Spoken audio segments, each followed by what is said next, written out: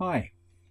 Whilst I'm not a financial advisor, let me tell you straight off the bat that I believe that the teacher's pension scheme for new parents is an absolute bargain. Remember, that is just my opinion though, and hopefully by the end of this, you'll understand why I've come to that opinion. I do this best with examples, so let me start with a teacher who's fairly well established and is on a salary of £45,000. On this salary, they are handing over about 8.6% of their salary each month. And in return, they have 1/57th of their pay added to their pensions total. If we look at this weekly, and it makes sense to look at this weekly because maternity pay is based on weekly periods, they are being paid £865. 8.6% of that is 74. So they're going to hand over £74 every week. And in return, their pension has 1/57th of that 865 added to the pension figure. So that's adding £15.18. Now let's look what happens when somebody takes maternity leave. These are the conditions for teachers' maternity leave. For the first 4 weeks, you're on 100% of your salary. And so you're still paying 8.6%. And so you're still handing over £74 of your wages. And that still adds £15.18, as you'd expect, to the pension. However, what happens from now on when your pay starts to drop? In the next 2 weeks, your pay drops to 90%. So now you're handing over a bit less. You're handing over £67 instead of 74. But here we start to see why I think this is a bargain. Your pension still has that same £15.18 added to it. But it gets better. For the next 12 weeks, your pay drops to 50% plus the statutory maternity pay. And so your pension contributions drop as well, roughly in half, to £53. But the pension still gets £15.18 added to it. So you're paying a lot less. And you're still getting that £15, the same amount as if you were paying the full whack. And then the big chunk of maternity leave, 21 weeks on just statutory maternity pay. And statutory maternity pay is a pittance, just over £180 a week. However, you're still paying 8.6%. And so you're paying £16. And guess how much gets added to your pension? It's still that same £15.18 added towards the pension. What a bargain. You're paying 16 now for each of those weeks as a one-off payment. And in return, your pension is going to pay you over £15 for life when you retire. That has got to qualify in anybody's books as a bit of a bargain.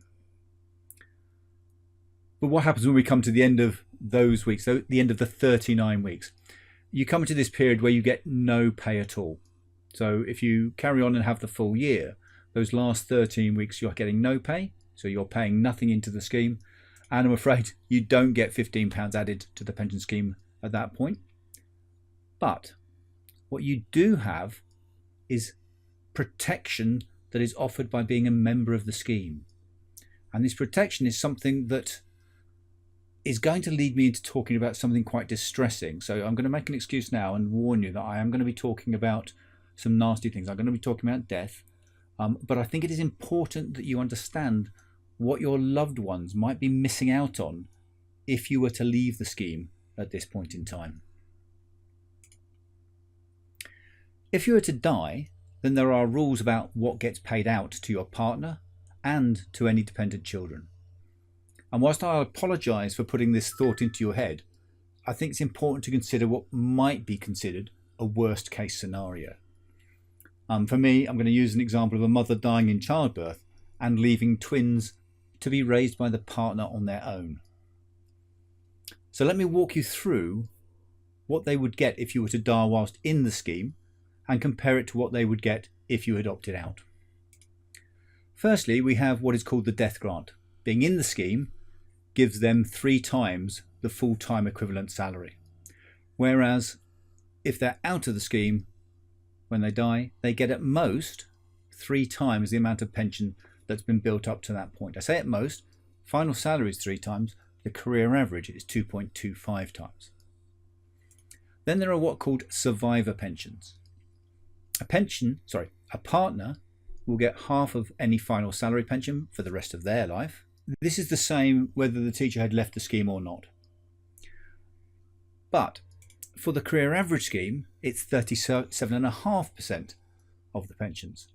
And that looks the same at the moment. But there's a key difference here. Because we're now in the career average scheme, the career average scheme pension for the person who's in it gets an enhancement. And that enhancement is half, they add on to it, half of what the teacher would have been able to add between the day they died and their state pension age. And given the state pension age, 67, 68, that could be quite a substantial increase. I'll do an example in a minute to actually show you just how much of a difference that could make. And then finally, dependent children get up to half of what the adult would get. And the child's pension is enhanced in the same way as the adult partner. Now, I said I'm going to look at some actual numbers to give this a bit more context so you can actually see what the implications are, because percentage of things all well and good.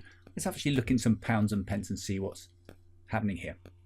So I'm going to take the average age for somebody having a child is 31, and I'm going to assume that they've reached the top of the upper pay range by that time, so they're being paid about £49,000. And in their career so far, let's say they've built up a pension of £7,000. If they die whilst being in the scheme, this would see their partner get 3 times that 49, so just under £150,000 as a death grant. And it doesn't matter if they're working full-time or they're working part-time and just doing 1 day a week. The death grant is always 3 times whatever the full-time salary was. So if somebody's working 1 day a week and only getting 10 grand, they're still going to get 3 times the full amount, not 3 times the 10. If they're out of service, they don't get 150,000, they're going to get 2.25 times the pension. In this example, just under £16,000. As they don't have any career final salary pension, I'm going to ignore that part. And we're going to go on to the survivor pensions. Well, the partner gets 37.5%. So under both those, that's 2,625. However, being in the scheme means that we get an enhancement added to the person who's surviving on the left. If they're dying at 31 and their pension age, their state pension age is 68, that's 37 years of enhancement. And for a year, we're adding on about £860 a year. Half of 37, 18.5.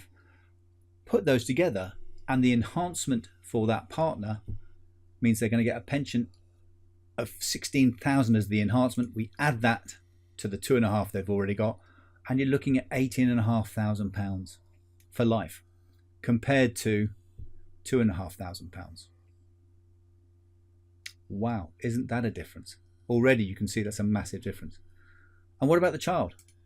Well, the child pension similarly is up to half of what the adult would get. And here you can see we've got a difference of £8,000. Again, a year, this time not for life. For a child, the pension is paid up until they're 17. But you can see in my worst case scenario with twins, that's a massive amount of money that they're going to need to get over the grief and loss of only having one parent. They're paid up to 17. If they stay in full-time education, that's extended to 23. But you can see that the benefits of having that protection in place by staying in the pension scheme, wow, that's an incredible difference. You're talking close to £500,000 by the time you factor in, probably even more, by the time you factor in that these pensions for the partner are paid for life, and for the child possibly up to the age of 17 or even 23. So I said at the start that I thought the pension through the maternity period was a bargain, and I'm going to stand by that opinion. You are paying less, much less in most cases, for most of the time, for exactly the same benefits, and you get enhanced protection for your loved ones should the worst happen. Opting out of the pension scheme to save money at a time when finances are going to take a hit, and we all know raising a child isn't cheap, It may sound appealing, but I hope I've given you reasons to assess whether or not it is a good idea. In any case, congratulations on your good news, as I am going to presume that you've come to this video because you've got some good news to celebrate, and I wish you well.